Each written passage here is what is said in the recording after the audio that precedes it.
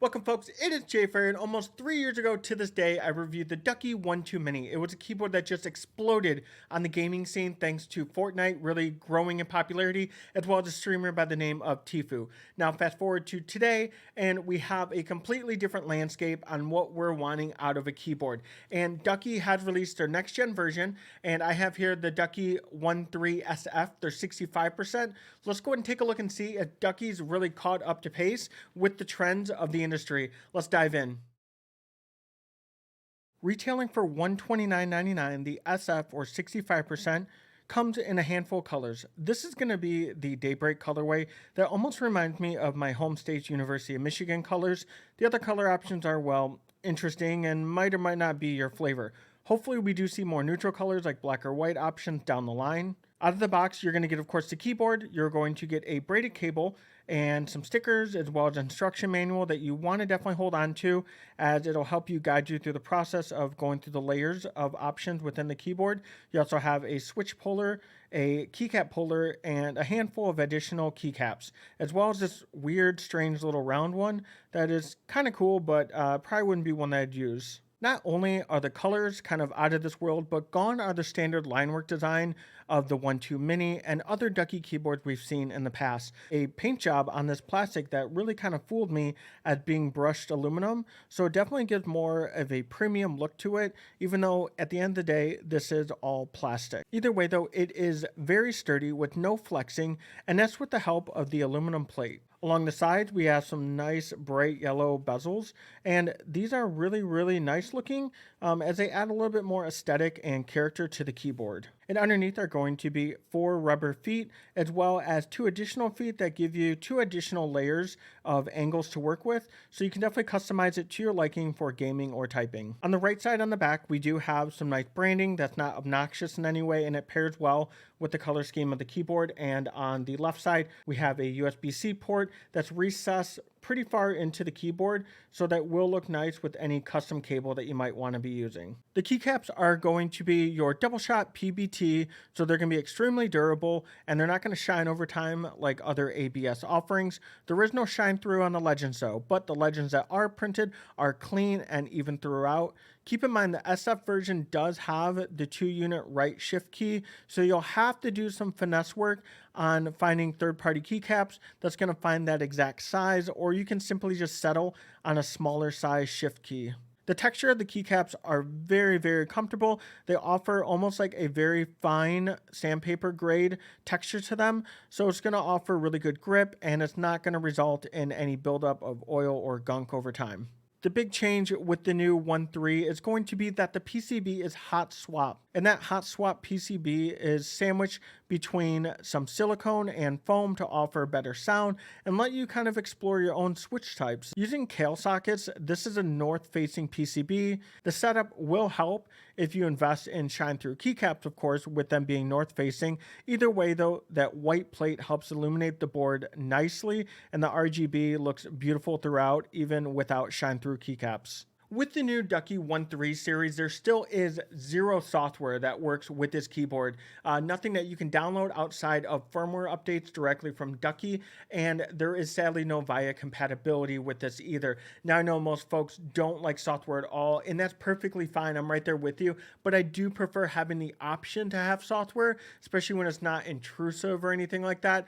If it's just for the matter of changing the RGB, the debounce, or changing a profile without having to go through the manual and learn your finger gymnastics on typing and using which key I need to press just to get a basic function. Now, when I placed my order with my Ducky 1.3 SF with mechanicalkeyboards.com, for whatever reason, didn't realize that I had ordered the Cherry MX Silent Reds.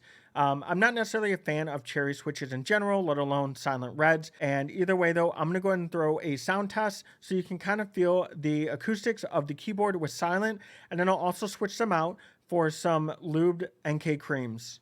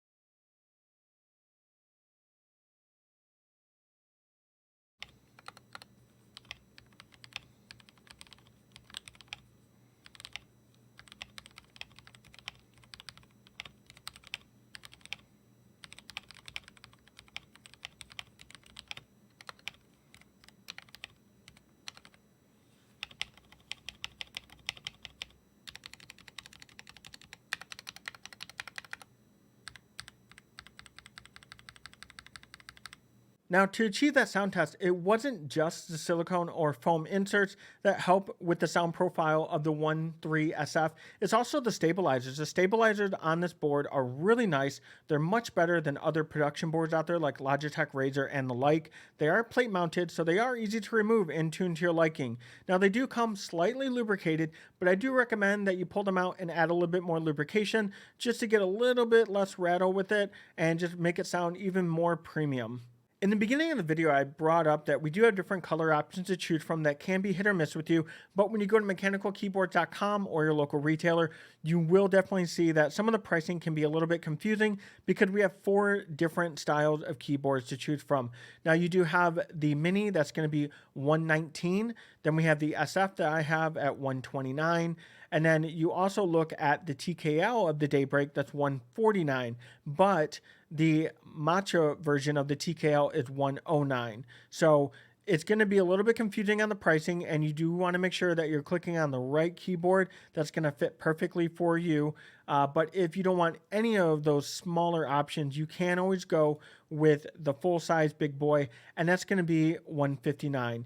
Either way, these are all going to have the same features. They're just going to have a lesser amount of switches that you're going to be able to have to switch out. So keep that in mind. If you get a full-size board, you're going to have to spend a little bit more if you're buying third-party switches. Now, I think we've seen the writing on the wall with a lot of these keyboard manufacturers going into 2022 that in order for you to appeal to the average consumer looking at keyboard, we definitely want to see these features like having the silicone, the foam insert, as well as having the hot swap feature. But I do still commend Ducky for following through on all those trends, but also maintaining it at a super affordable price. Because out of the box, if you're someone that is hesitant about getting into the hobby and you don't really want to dive headfirst into getting into the expensive components of a mechanical keyboard, by all means, any of these Ducky 1.3 keyboards are going to be perfect for you because at your leisure, you will have that option to change those switches out at any point, change the keycaps because it is compatible with really almost anything out there. So it is really nice to see that Ducky really listen to the industry and, take notice of the trends and adapt that into their updated generation of their 1.3 series. My only complaints really, as I stated earlier, I would like to see some VIA compatibility or some basic software so that way newcomers aren't really intimidated by not having the luxury of software, but of course, keep it optional. We don't want anything as a requirement. And lastly, the braided cable is kind of outdated at this point, as we have a lot of companies and vendors out there that are providing an affordable, even though it is a little bit of a cheaper, but a coiled cable that kind of gives it a little bit more of an aesthetically pleasing setup.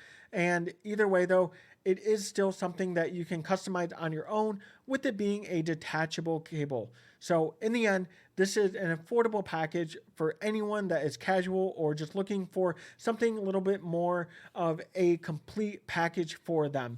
And I definitely recommend either one. I'll leave a link in the description below if you're looking to pick one up yourself. Just make sure you don't do what I did and you just kind of click buy and add to cart. Make sure you pick the right switch that you're looking for, and there will be a description below when you scroll down of those types of switches so you can find which one is going to be perfect for you, because there is no right or wrong switch.